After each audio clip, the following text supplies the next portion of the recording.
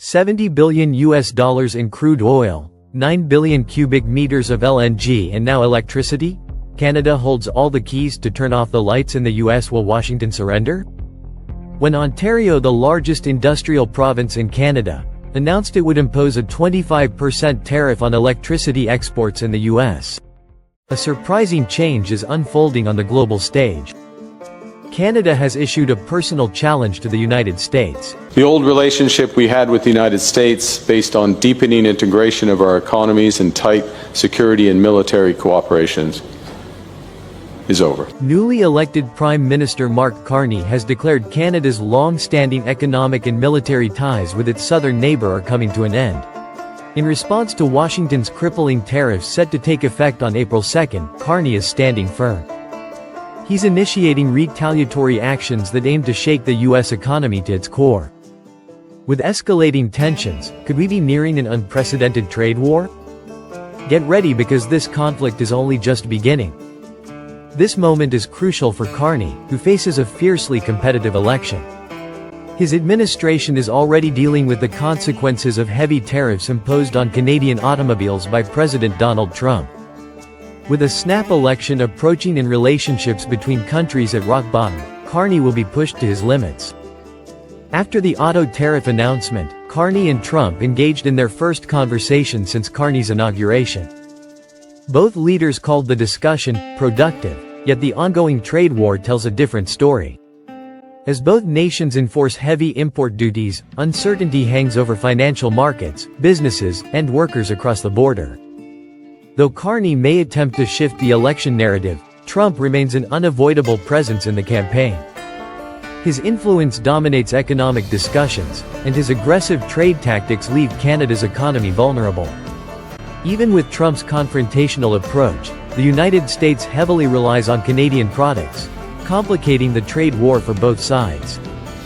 In 2024, Canada shipped over $450 billion worth of goods to the U.S., securing its position as America's primary trading partner. Let's take a look at some significant exports from Canada to the U.S. Automobiles and auto parts, nearly $70 billion each year, essential for major American car manufacturers. Crude oil and petroleum, over 50% of U.S. crude oil imports are sourced from Canada, totaling $100 billion in energy exports. Electricity. Canada supplies over 80 terawatt-hours of electricity to the U.S. annually.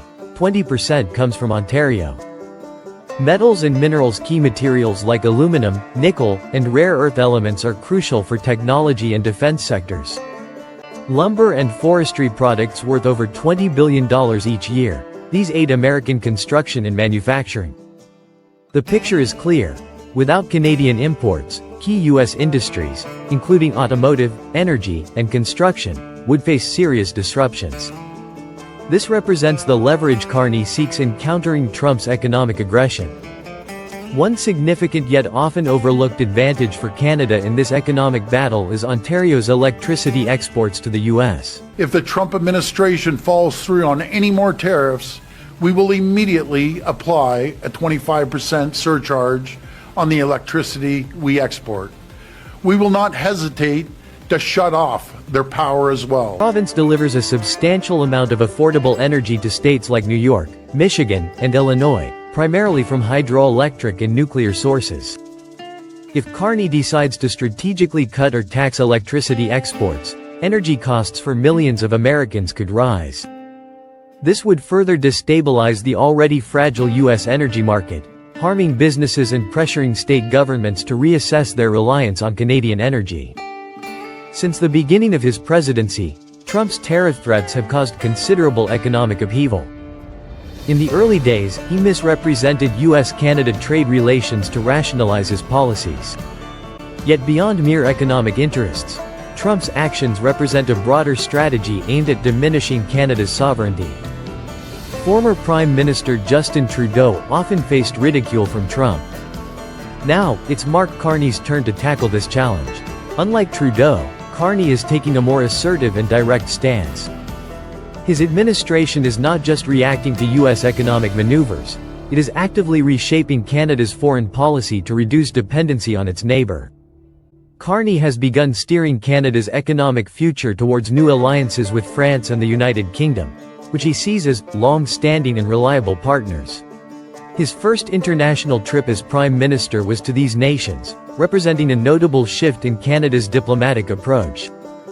The 1965 Canada-US Automotive Products Agreement was monumental in my lifetime, Carney remarked. That's in the past with these tariffs. His comment underlines a dramatic transition from years of economic integration with the U.S.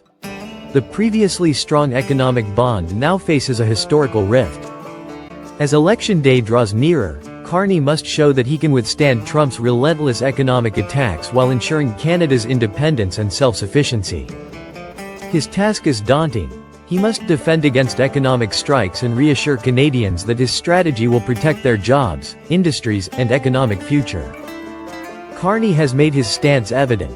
I refuse to accept any effort to weaken Canada, to undermine us, or to render us subservient to America. With recent polls showing Carney's Liberals at a 44% lead over Pierre Poilievre's Conservatives at 36%, his message appears to resonate with voters.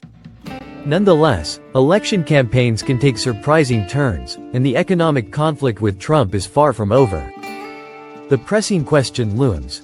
Can Carney withstand the pressure, or will Trump's aggressive tactics force Canada to capitulate? One thing is certain. This election is about much more than politics. It's about the very future of Canada itself. The big question remains. Can global markets adapt to these changes, or will they face long-term consequences? What do you think the future holds for global trade?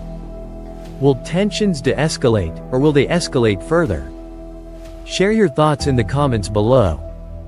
If you found this video insightful and want to stay updated on international affairs, global economics, and trade policies, don't forget to hit that like button, subscribe to our channel, and turn on notifications so you won't miss future content. Stay tuned for more in-depth analyses on the world's most pressing issues. Until next time, keep exploring and keep learning.